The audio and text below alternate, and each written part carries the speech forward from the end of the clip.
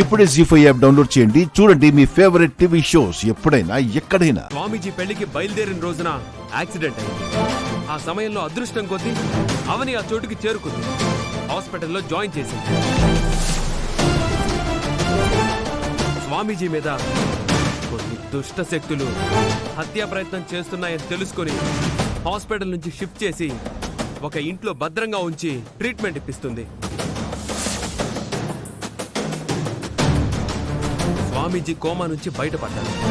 మాతో నిహారిక జాతకం గురించి వివరంగా చెప్పారు.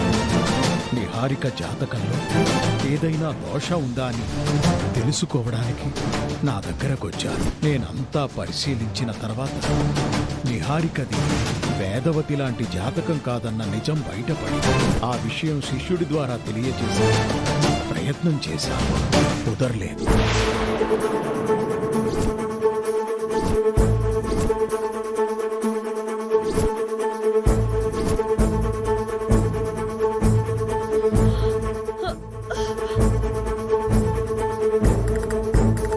వేదా అమ్మా అమ్మా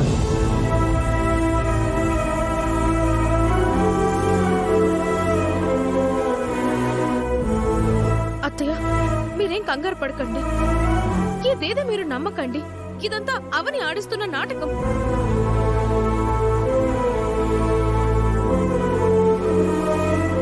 అవునమ్మా, ఇదో పెద్ద డ్రామా అని క్లియర్ గా అర్థమవుతోంది. నా కూతురు నీకేం ద్రోహం చేసిందని ఇలా చేస్తున్నావని? పెళ్లి ప్రశాంతంగా అయిపోయింది. ఈ శోభన కార్యక్రమం కూడా అలాగే జరిగిపోతే మా గుండె మీద ఉన్న భారం తీరిపోతుందని ఏర్పాట్లు చేసుకుంటే మీరు ఎందుకు ఇలా చేస్తున్నారు? మీరొచ్చి మామూలు ట్విస్ట్ ఇవ్వలేదుగా. శ్రీకర్, వ్యక్తిగత ద్వేషాలను ఈ సమయంలో చూపించడం మంచి పద్ధతి కాదురా. మీరు ఏం ఆశించి ఇదంతా చేస్తున్నారు? మన కుటుంబ క్షేమం ఆశించి నాన్న. మాకు అంతకంటే స్వార్థం ఇంకే ఉంటుంది. మీరు చెప్పింది నిజమని నా మనసు నమ్మడం లేదు. నిజమై ఉంటే నా గుండె ఈ పాటికే ఆగిపోయేది.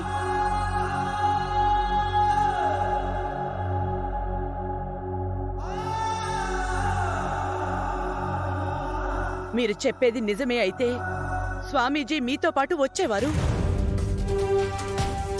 చిన్న చిన్న శుభకార్యాలకే మన ఇంటికొచ్చే గురువుగారు ఇంత పెద్ద నిజం చెప్పడానికి రాకుండా ఉండరు.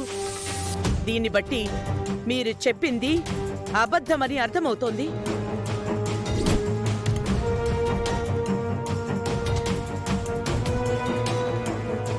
ఈ అవని వెనుకుండి శ్రీకర్ చేత ఇదంతా చేయిస్తుందో దినా? అత్తయ్య, చాలా విషయాల్లో మా మాట మీకు చేదు, ఎదుటివారి మాట తీపి అయింది. ఇంత పెద్ద నిజం చెబితే మీరు నమ్మరని, తట్టుకోలేరని నాకు తెలుసు.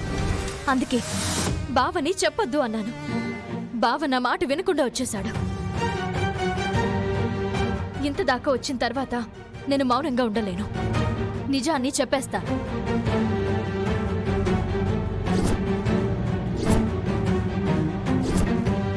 నిహారిక హస్తముద్రలు చెప్పిన నిజం ఏంటంటే, నిహారికది మన ఇంటికి సరిపోయే జాతకం కాదు.